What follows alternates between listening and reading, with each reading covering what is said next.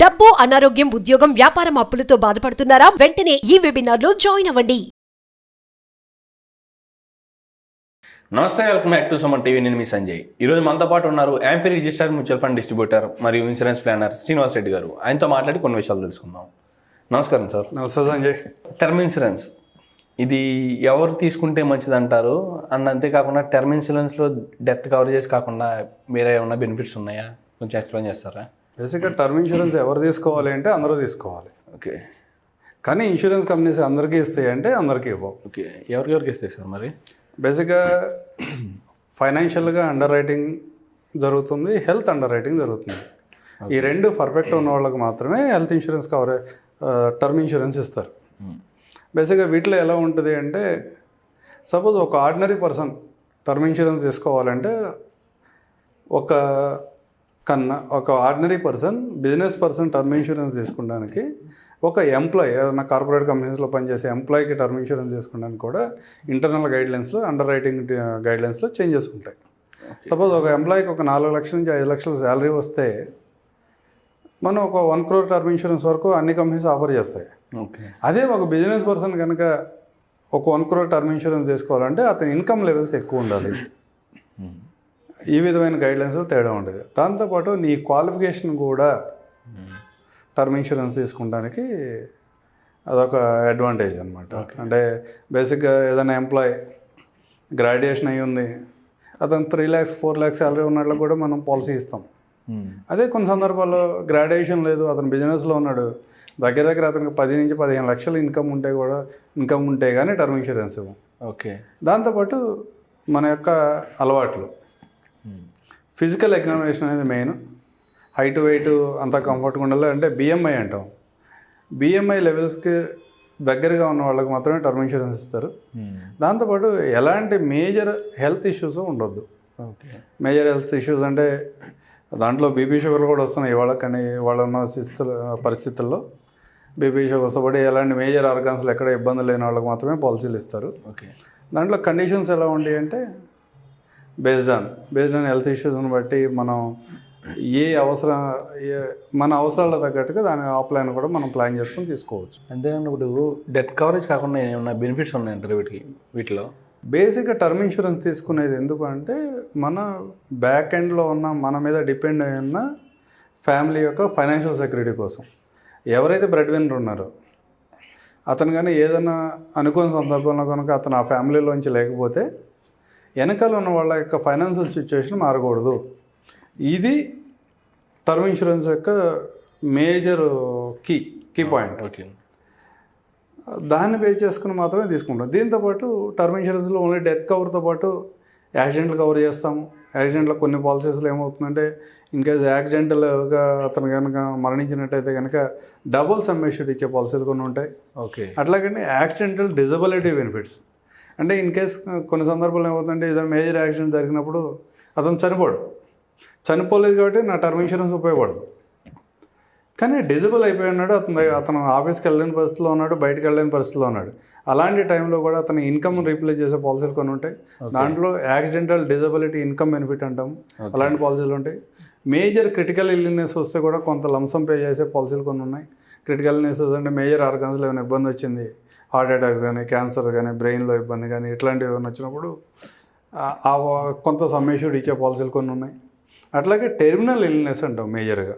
Okay. Suppose ఒక 1 crore policy తీసుకున్నారు, 10% or 20% terminal illness coverage అంటారు. అంటే డాక్టర్ డిక్లేర్ చేస్తాడు, ఈ పర్సన్ ఇక నెక్స్ట్ 6 monthsలో కానీ 3 monthsలో కానీ తను చనిపోవడానికి అవకాశం ఉంది. ఓకే. అంటే రికవర్ అయ్యి బయటికి రావడానికి ఛాన్స్ లేదని కనుక డాక్టర్స్ డిక్లేర్ చేసినప్పుడు, నీ టెర్మినల్ ఇల్నెస్ కవరేజ్ అయితే ఎంత అయితే ఉందో అంత కవరేజ్ని కస్టమర్కి ఫ్యామిలీ మెంబర్స్ పే చేస్తారు. ఇంకా తర్వాత ఏమైనా డెత్ జరిగిన సందర్భంలో మిగతా బ్యాలెన్స్ అమౌంట్ని పే చేసే పాలసీ కొన్ని ఉన్నాయి. ఓకే. అంటే నార్మల్ డెత్తో పాటు యాక్సిడెంటల్ డెత్ని కవర్ చేస్తాం, టెర్మినల్ ఇల్నెస్ని కవర్ చేస్తాం, క్రిటికల్ ఇల్నెస్ని కవర్ చేస్తాం, యాక్సిడెంటల్ డిజబిలిటీ వీటిని కూడా కవర్ చేస్తాం టర్మ్ ఇన్సూరెన్స్ పాలసీస్లో.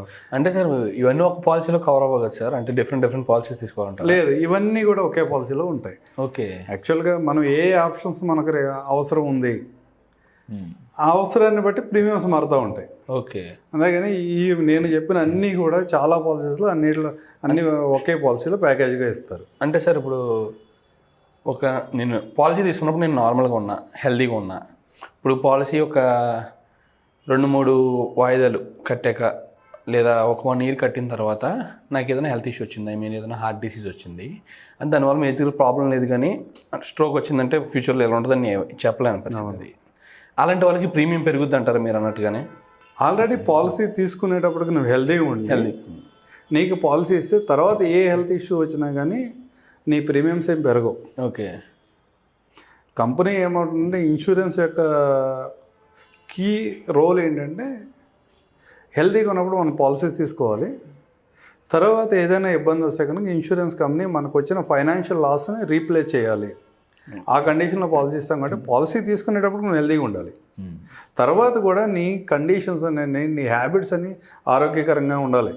అట్లా కాదు కొంతమంది అంటే కొన్ని సందర్భాల్లో నేను ఇష్టం వచ్చినట్టు ఆల్కహాల్ తీసుకుంటాను, నేను ఇష్టం వచ్చినట్టు స్మోక్ చేస్తాను, నేను ఇష్టం వచ్చినట్టు డ్రగ్స్ తీసుకుంటాను అనే వాళ్ళకి ఇన్సూరెన్స్ క్లెయిమ్స్ రావు. అంటే హెల్త్ ఇష్యూస్ వేరు, హ్యాబిట్స్ వేరు. హ్యాబిట్స్ని కంట్రోల్ చేసుకోవాల్సిందే, హెల్త్ ఇష్యూస్ని మాత్రం కంపెనీ ఆ లాస్ని కంపెనీ కవర్ చేస్తుంది. అన్న ఇంకొకటి సార్, ఇప్పుడు మీరు అలవాట్లు అంటే వచ్చింది ఈ విధంగానే ఒక 2-3 ప్రీమియమ్స్ కట్టిన తర్వాత నిజంగా ఇప్పుడు హెల్త్ ఇష్యూ వస్తే ఈ విధంగా చెప్పారు. ఒకవేళ అలవాట్లు అయ్యి ఏదన్నా ఏదన్నా స్మోకింగ్ కానీ డ్రింకింగ్ కానీ అలవాటు అయ్యి ముందు లేదు ప్రీమియం తీసుకున్నప్పుడు, తర్వాత దానివల్ల ఏదైనా డిసీజ్ వస్తే దానికి ఎలాంటి అవకాశాలు ఉంటాయంటారు? అలవాటు వచ్చినప్పుడు కొన్ని ఇనీషియల్ స్టేజ్లో అయితే కొన్ని ఇబ్బందులు ఉంటాయి క్లైమ్స్ రావడానికి. అది డిపెండ్స్ ఆన్ డాక్టర్ ఇచ్చిన రిపోర్ట్స్ ఆధారంగా చేసుకుని మాత్రమే క్లైమ్స్ ఇస్తారు. ఓకే. అంటే ఏదైనా సరే విపరీతం అయితే మాత్రం క్లైమ్స్ రావు. ఓకే. అదే లిమిట్లో అంటే చాలా సందర్భాల్లో ఏమవుతుందంటే ఏదో అకేషనల్గా ఉంటుంది, ఆ సందర్భం ఇబ్బంది ఏం లేదు, కానీ విపరీతమైనప్పుడు మాత్రం క్లైమ్స్ రావడానికి ఆస్కారం లేదు.